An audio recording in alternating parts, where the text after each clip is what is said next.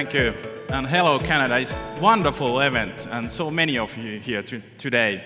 I will talk about the situation in Finland, but first, Sitra actually is an innovation itself.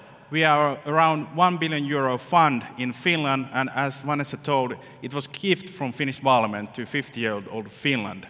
And we operate in many areas, among others, circular economy. Of course, when we started a year ago, we actually pushed very strong to this area. We had to look outside what is happening in circular economy. And actually, we came up with around 10 countries that are working very much in this field.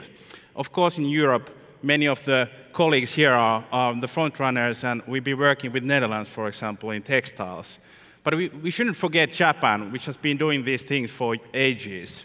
And of course, it seems that we have many things in common with Canada as well.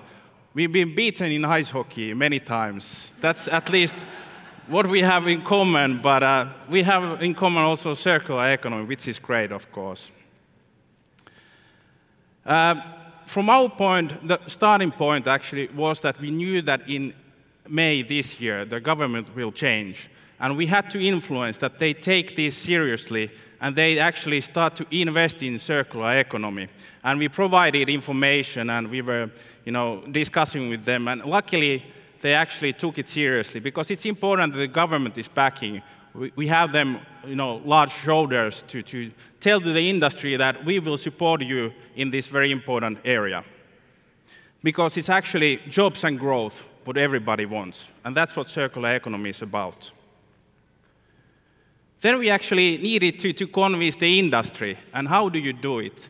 It's not that you talk about just jobs and growth. You actually have to have a credible partner to communicate the message. And we chose McKinsey, since they are credible in the CEO level. And they did a great job for us.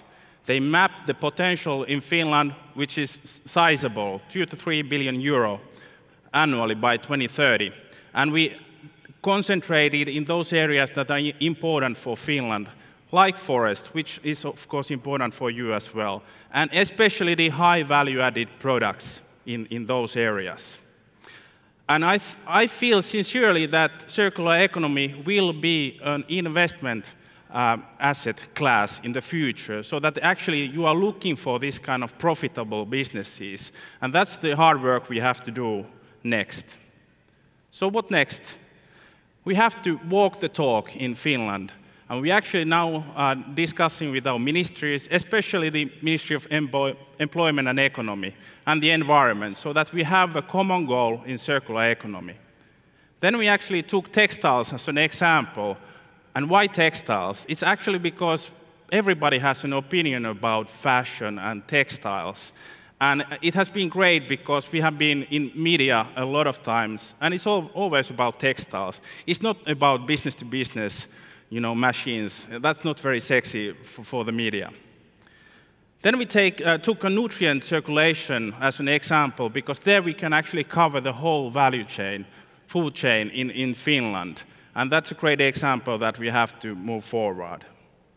And cities are very important for us because they are the platform for innovation. They have the procurement processes.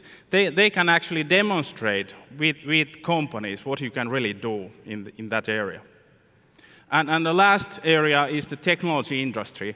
Finnish exports are high value-added products, and that's where the business is. That's where the challenges in business models are. And that's why we are focusing in that area. We are not focusing in waste. That is not our business. We are in the upstream, try to kind of prevent the waste, but actually doing good business, and that's what we are aiming for. Thank you. All right, thank you.